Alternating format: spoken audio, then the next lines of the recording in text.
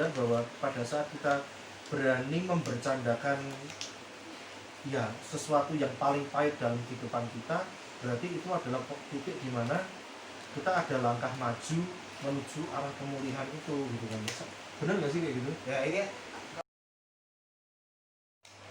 Oke, shalom semua viewers yang selalu berusaha menonton sampai akhir. Kita respect sama kalian dan selamat datang di channel kami. Ya, semoga channel ini bisa menjadi sesuatu yang bisa ditonton. Pasti bisa ditonton ya, kecuali kalian buta. Ya. Kecuali mata batin Anda juga buta. Oke, kita mau langsung bahas ke Sorry tadi kasar. anjir. Oke, di part sebelumnya kan kita di bagian akhir ngomong masalah dia sempat ditegur temennya gara-gara dia membercandakan sesuatu yang dianggap nggak pantas dibercandakan, tabu gitu kan ya, difabel, mamah dan lain sebagainya. Oke, langsung aja ceritain bro.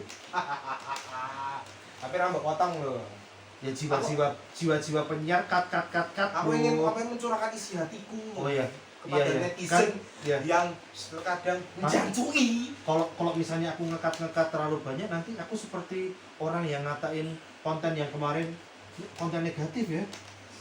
Rapopo ya. Mantap. Karena hanya dia yang suci. Kami penuh dosa. Kamu enggak dong. Kamu kan calon pendeta. Ya, yang akan mengubah air menjadi anggur. Bali. Iya. Nah, membangkitkan orang mati. Iya, iso. Ekstrim. Iso. Nah, tadi kan di part 1 kita udah berbicara. Ya, bicara dikit-dikit lah tentang yang dark jokes itu. Nah, ini respon teman-temanku, jangan bercandain orang difabel kah, atau jangan bercandain kondisi mamahmu kah. Nah, ini lanjutin cerita yang itu maksudnya kita, mama kita. Nah, jadi kalau boleh cerita lagi tentang cerita awal, dimana aku kayak awalnya ngerawat mama kayak sedih banget, lihat aja kayak ngilu. Nah, itu tuh karena kita proses kayak nemenin terus, nggak kayak orang-orang yang biasanya hanya ngasih semangat atau kayak ya nggak begitu lah. Semangat Tuhan, Tuhan pasti sembuhkan mamahmu. Ya tembak omongan aja tapi nggak ikut berproses nemenin mama atau ngerawat mama langsung ya. Nah itu perbedaannya, mereka mungkin kayak ya mungkin lebih beriman lah ya. Bisa dikatakan lebih beriman dan kita nggak beriman, sehingga kayak kita tuh nggak boleh kayak bercandain kondisi yang nggak baik, maupun kayak kita kayak menangisi yang terlalu berlebihan pun juga ditentang tuh. Nah, membercandakan salah, terlalu bersedih juga salah. Nah itu baik. Nah intinya kayak aku mulai setahunan ya kalau nggak salah ya. Apa itu? Aku setahunan lah mulai kayak mulai untuk berdamai sebelum dark jokes, berdamai dengan diri sendiri. Ya nggak tahu ya, maksudnya. Nah kalau nggak salah aku 1 tahunan lah. Iya gimana? Aku mau tahu, kita baru bisa benar-benar akrab dan lain sebagainya, mau saling terbuka kan akhir-akhir ini men. Oh iya. Nah intinya lalu kan dengan proses tuh setahunan lebih. Nah itu kayak mulai akhir-akhir ini juga menerima kondisinya mama yang secara realistis tuh geser ya. Secara realistis harus kita lihat bahwa ya mama tuh udah nggak bisa bertambah lagi, kondisinya udah semakin turun. Dan kalau boleh jujur, secara logis seperti itu, secara ilmu kedokteran seperti itu. Ya kalau boleh jujur ya kondisinya gini teman-teman, tulang kayaknya tulang ini aku lemak semua ya, tulang mau dilindungi kulit loh, koyor kulit itu loh. Nah itu yang kalian selalu pun agak tebel ya. Kayak kalian yang selalu ngomong kamu jangan patah semangat, mamaku pasti sembuh, ada mujizat gini. Kamu percaya sama Tuhan, kamu jangan bercandain mamahmu, jangan kayak mendadak itu juga sedih juga karena kamu kayak dikira nggak yakin akan kesembuhan mujizat. Enggak bos, enggak gitu. Karena kalian nggak ngerawat. kalian nggak ada di proses itu. Nah, di saat kita ngerawat, kita sering mandiin, kita juga kasih makan juga, ya secara medis, apalagi karena bapak kami juga dokter, Iya. ya beliau jelasin bahwa ya kita juga boleh beriman tuh iya, tapi kita juga punya logika untuk kita realistis. Nah, apalagi di 1 tahunan ini ya, kalau boleh agak rohani dikit. Nah, itu ada pergumulan. Makanya follow IG ku ya Skill Cahya, di follow dulu, nanti tak follow back. Nah, lihat di statusku yang apa tuh, gambar jalanan. Nah, itulah momen aku bisa Oh, berdamai. postinganmu di situ ya. Postinganku di situ. Yang awalnya lagu-lagu mengampuni dan bahkan itu kan. Ya, mengampuni itu. Nah, Mbak editor jangan Mbak berisik. editor tolong dong. Ya, nggak berisik ya.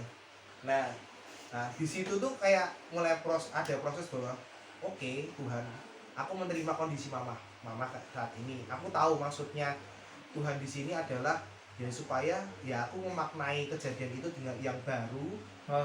Kayak yaudah, memaknai dengan baru, mengampuni iya, tapi nggak melupakan kejadian itu. Seolah-olah kalau kita udah mengampuni ya kita lupakan kejadian itu, enggak.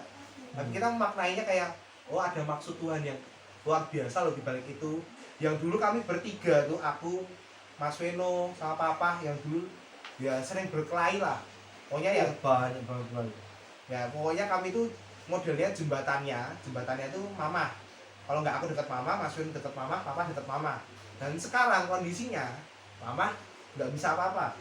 Otomatis kita bertiga kan harus kompak, harus kayak dekat mau nggak mau toh. Iya. Nah, seperti itu. Ternyata maksud Tuhan yang luar biasa baik itu adalah dengan kondisi mama yang seperti ini, mau nggak mau buat kita kayak harus kompak, kita Iya, harus bener ya. buat kita harus apa namanya, saling mengampuni satu sama lain, kayak mau bekerja sama, mau terbuka, nggak mau bahas ya masa kelam yang lalu-lalu lagi. nggak mau bahas masa kelam, dan bahkan masa kelam itu kami bercandain dulu. Nah, dan apa, kalau misalnya bukannya motong ya, tapi bahkan kami berusaha untuk mengulik di setiap hal-hal kelam dalam masa lalu kita tuh.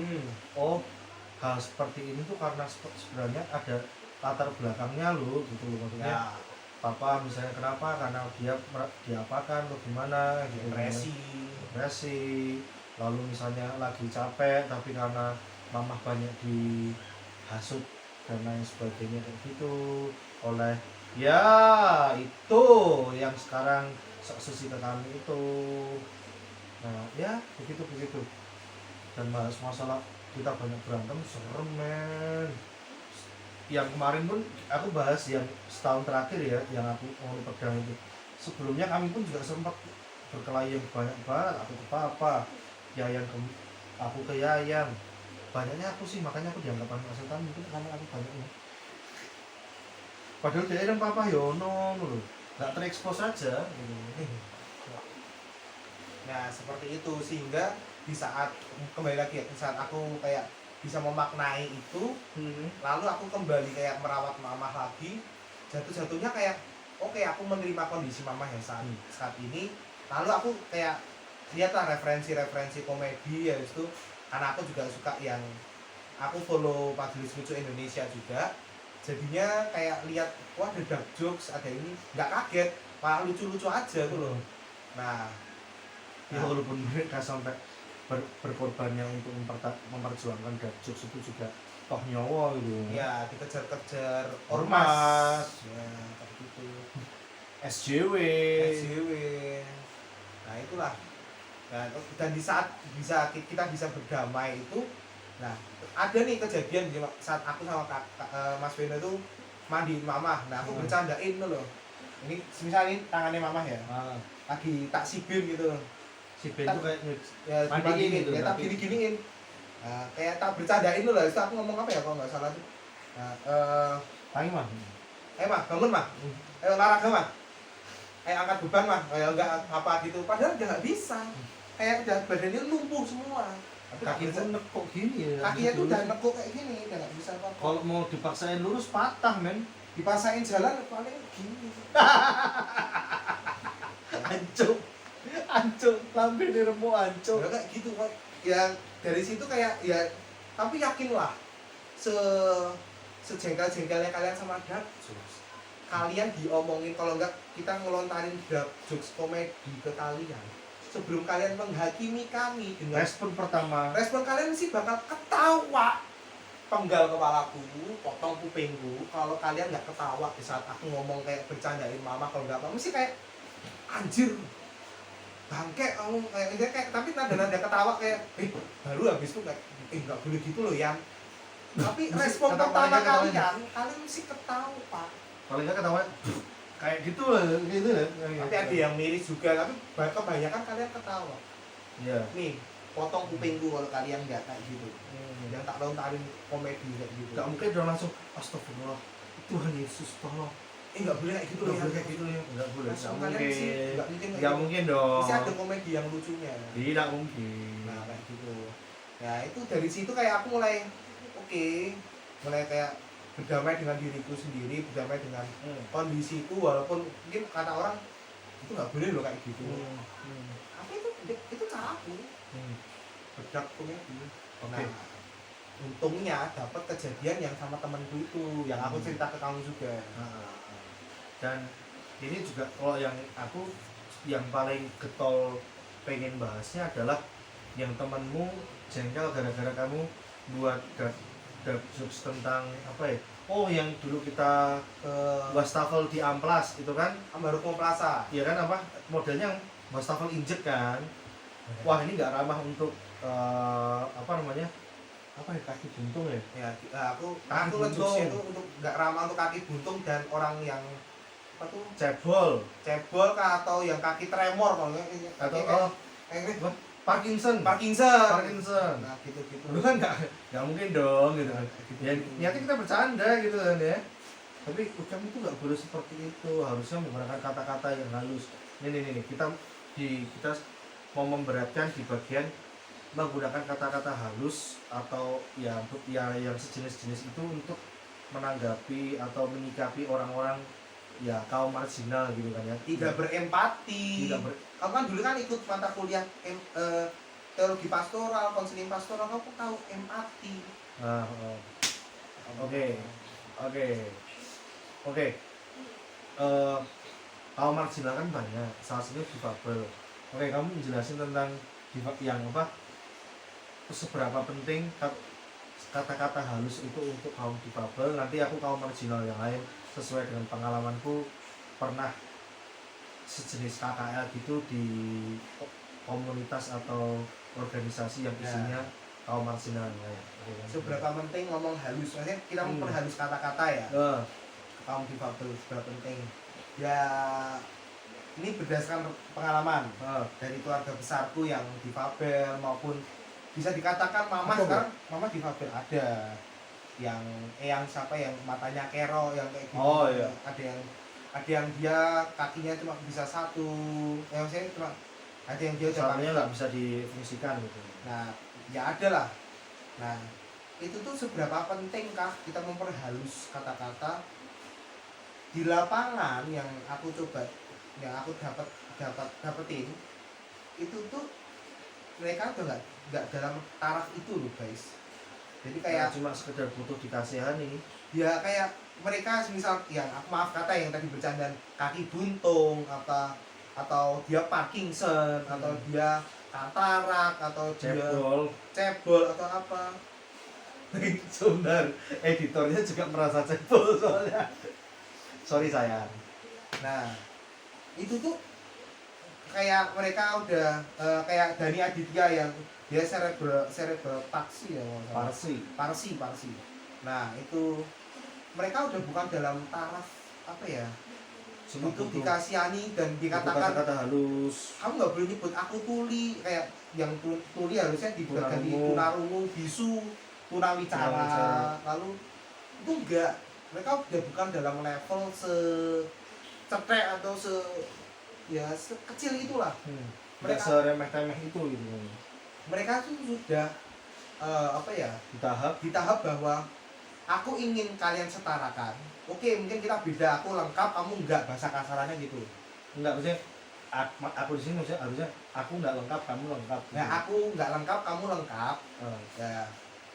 Lalu minimal kamu merubah mindsetmu untuk ayo kita setara.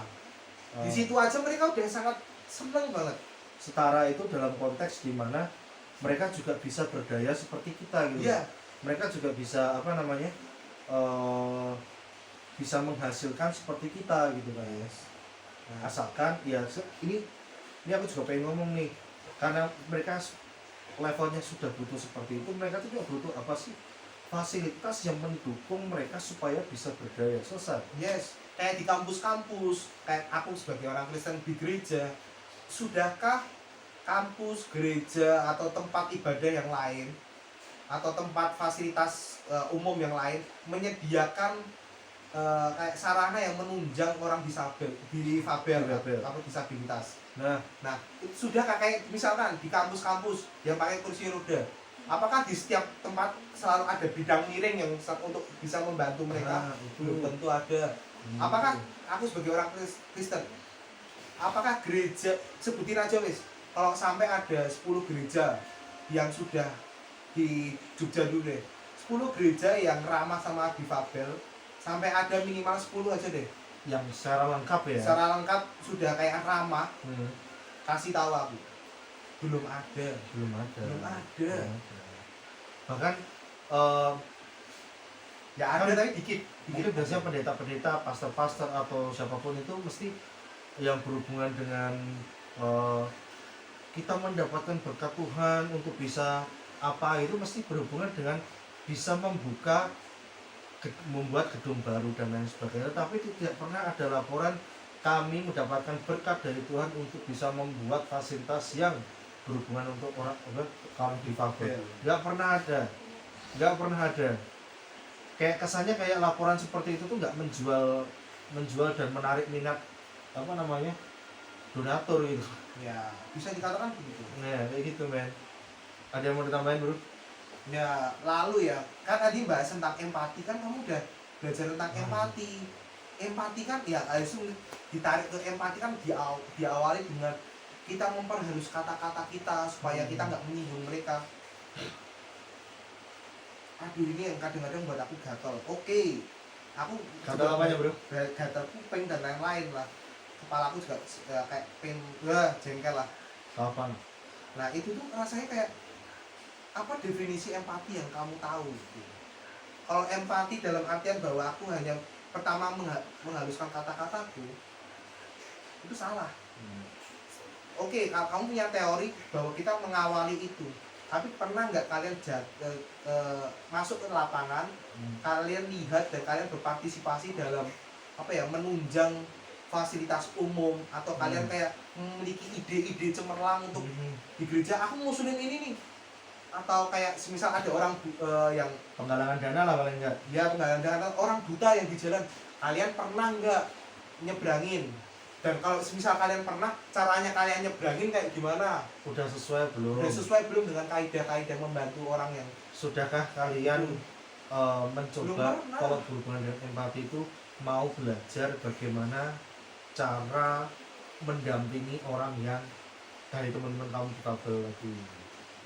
Belum pernah, kalau men. hanya kayak kalian berangkat dari teori, oke kita boleh beradu teori, tapi yakin nggak kalian nggak mau kayak habis kita beradu atau ini kayak bertukar pikiran teori, kalian mau kayak kita saling open minded, nggak bakalan mau. Endingnya dia gimana? Yang terakhir tuh aku Ya dicari, udah, yaudah kamu yang orang yang kamu paling bener deh Kian. ya udah kamu paling bener deh. Ya udah deh, yang kamu yang paling tahu. Maksudnya, dan ini sih yang jadi poinnya, pada saat kamu tidak siap untuk melakukan diskusi, jangan pernah membuka dengan ya kritik dan lain sebagainya gitu. Karena pada saat kita berani mengkritik, ya secara tanggung jawab moral sebenarnya juga dituntut untuk ya bisa diajak berpikir bersama gitu loh. Ya. Yes, secara moral seperti itu ya. Kalau kalian selalu membahas moral ke kami, sekarang kami balas, kalian punya secara moral bisa sampai situ nggak pikirnya gitu. Oke, mungkin secara omongan kita bisa dikatakan kita berdua pribadi yang nggak bermoral, nggak bagus gitu kan. tapi ya itu kan yang terlihat. Tapi pernahkah kita berpikir dan kita kayak mengubah mindset kita bahwa apa yang mereka omongkan itu bukan menjadi fokus utama, tapi yang menjadi fokus utama adalah pengalaman tindakan yang dilakukan orang itu. Aku nyebrang, aku pernah diskusi temanku namanya Putra, diskusi, aku pernah ngomong, aku pernah bantu orang buta nyebrang jalan, walaupun ternyata waktu kami diskusi caraku tuh ya bisa dikatakan bisa salah bisa benar ya, tapi dalam artian itu minimal aku ada niatan. Nah, aku ngomong bahwa di situ aku kayak menyediakan diriku, mari saya bantu untuk nyebrang dan lain-lain, dan akhirnya aku nyebrangin. Tapi ternyata itu salah guys. Ya bisa dikatakan contoh aja ya. Lebih baik tidak begitu. Lebih baiknya misal kamu yang buta ya, Yes. ya aku deketin tanganku ke sini ke kamu, Dek. Nanti dia akan nyari tangan kita, dia akan ngerangkul, baru kita langsung jalan aja jalan. Bukan kita mengarahkan gini. Kita mengarahkan pegang ininya, karena aku dulu pegang ini ya, saat aku tidak diskusi sama temanku Ternyata kurang tepat gitu. kurang tepat, bukan salah, itu kurang tepat. Nah ya kita kayak menyediakan di dekatnya, kayak kita nyenggol, Jadi biar bisa gini ya. biar dia megang, dia nyari, dia megang, set, baru kita ngajak.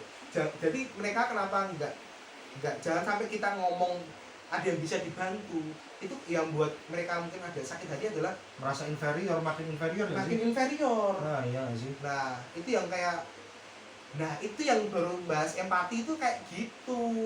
Benar-benar merasa bahwa ya kita mau benar-benar mau belajar untuk bisa mendampingi mereka gitu loh. Dan jujur kita bisa belajar juga dari Yakum, Yayasan Yakum ya, dimana dia menyediakan tempat rehabilitasi dan juga pendampingan untuk yang difabel. Ya benar-benar kalau misalnya kamu pun benar-benar punya empati dan lain sebagainya, ya bantulah ya Yayasan Yakum, atau kamu juga seperti Yayasan Yakum memberikan tempat fasilitas supaya mereka bisa berkarya. Udah pernah ke Yakum belum? Belum. Udah pernah dampingin orang yang kakinya buntung, habis itu ya nggak bisa jalan, itu kayak kursi roda, nemenin ngobrol dan lain-lain, udah pernah belum kan? Aku udah. Kalian ngikuti kalian mendukung atlet paralimpik yang berjuang belum? Ya.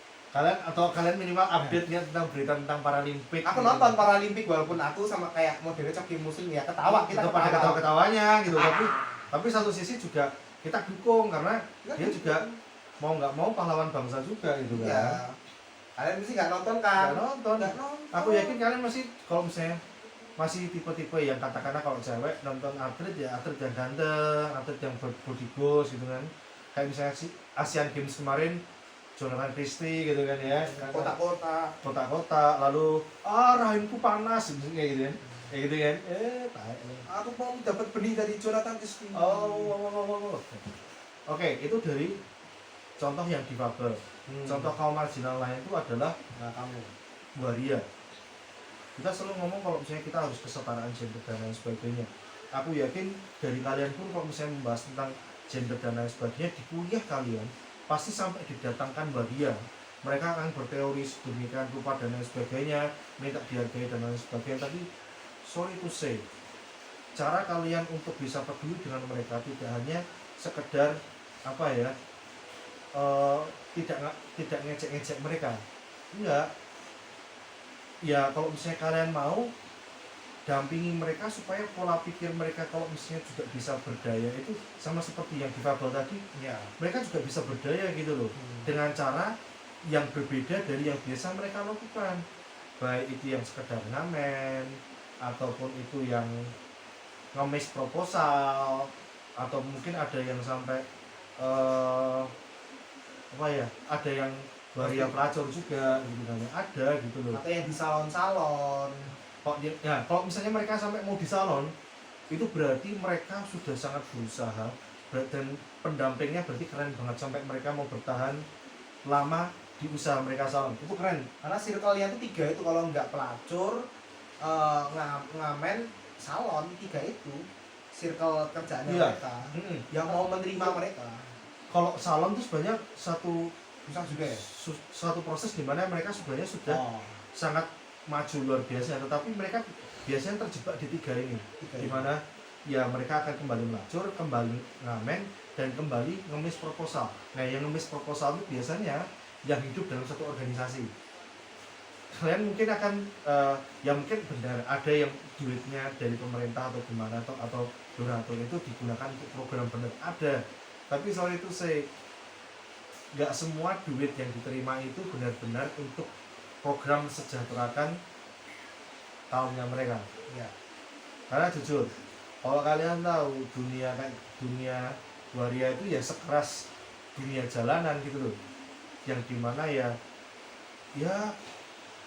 butuh tetap semuanya itu yang penting duit gitu loh. Mereka butuh duit cepat gitu loh. Mau mereka mau membunuh atau gimana pun ya bakal dilakuin gitu loh. Ya seperti itu. Bahkan ya sampai fenomena seperti ya namanya waria itu kalau misalnya dia lagi suka sama orang, kayak jadi supaya orang jadi pacarnya, itu tuh adalah dengan si waria itu yang bakal nyukupi duit untuk pacarnya tadi. Dan bisa jadi yang dipakai adalah uang donasi dari kalian atau donasi dari pemerintah. Setuju. Karena soal itu kenapa aku bisa ngomong seperti ini? Karena aku juga pernah menjadi bukan bagian dari mereka, tetapi pernah ada di tengah-tengah mereka Kerja. ya seperti kuliah kerja lapangan di sana gitu ya. Aku nggak tahu apa yang aku sampaikan ini sebenarnya benar atau tidak untuk disampaikan, tapi aku merasa bahwa aku perlu mengatakan ini supaya pola pikir kalian itu nggak ya serta-merta asal kasihan gitu. Kalau misalnya kalian benar-benar punya empati untuk yang difabel, bimbinglah mereka supaya sampai mereka benar-benar merasa bisa untuk berdaya dan mau berdaya, mau berusaha berdaya, dan pastinya mau konsisten, mau bekerja di atau melakukan sesuatu yang beda dari sebelumnya, dan pastinya mau konsisten ada di tempat yang baru gitu, dan tidak kembali ke tempat yang sebelumnya. Oke, sekarang kita masuk di bagian kesimpulan, di bagian akhir dari 2 part video kita terkait dengan yang tadi jokes dan juga apa tadi? Empati atau apa ya? Ya, love to marginals. Ya, gitu. Oke. Karena kami sudah belajar teologi supaya duitnya tidak muspro, kami yang kasih kesimpulan. Waduh, yang dajut kesimpulannya.